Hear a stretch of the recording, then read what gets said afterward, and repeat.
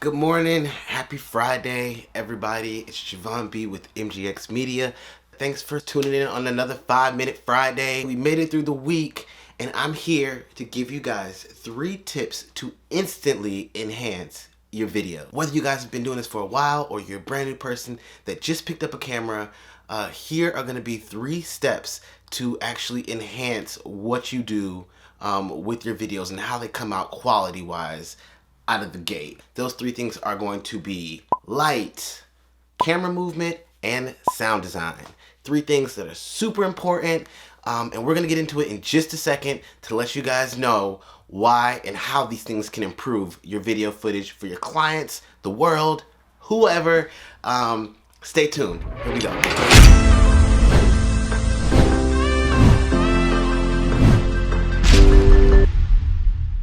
First one is going to be lighting. Lighting is going to be your #1 key thing. Before you even buy a camera, light and understanding the way light works is going to make or break your video footage or your photography footage for that matter.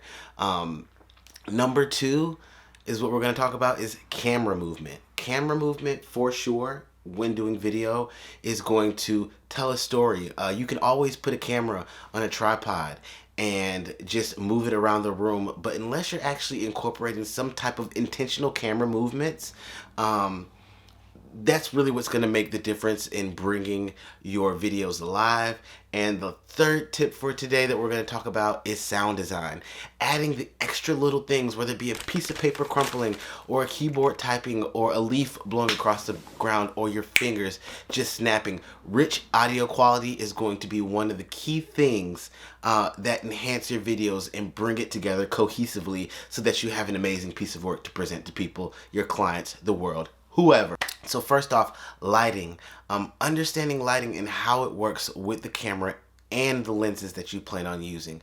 You can have a basic setup. You can have a kit lens with a 12 megapixel camera that shoots just straight HD and still get a super quality image if your things are lit correctly. Now, the setup that I have here right now, I have a key light in front of me here.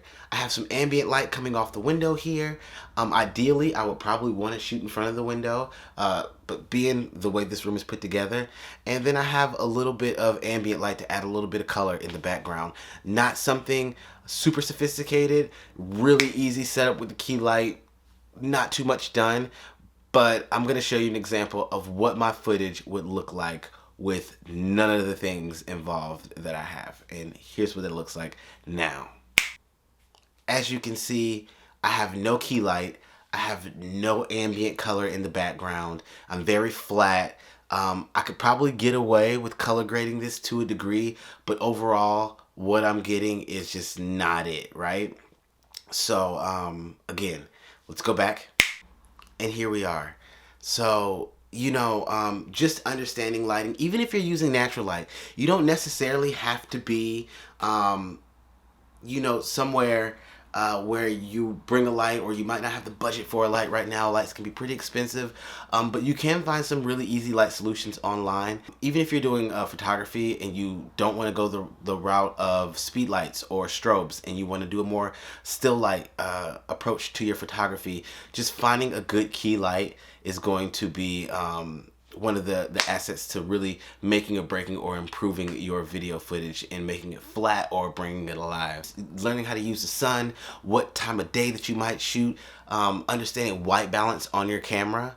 A lot of people shoot with auto white balance, but it's also just really imperative that you understand how it works.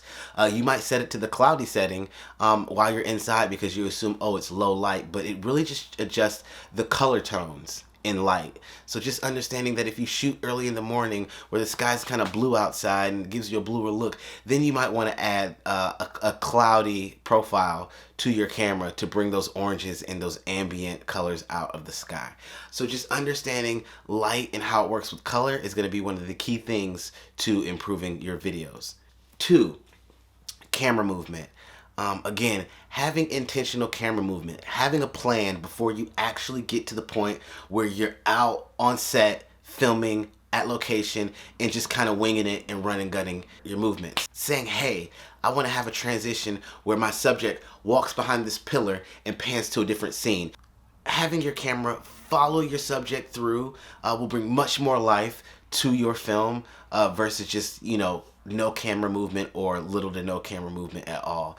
Sometimes unplanned camera movement is almost amazing. I've done some unplanned things and came up with some really awesome transitions. So the big thing is just to have a plan, but get creative.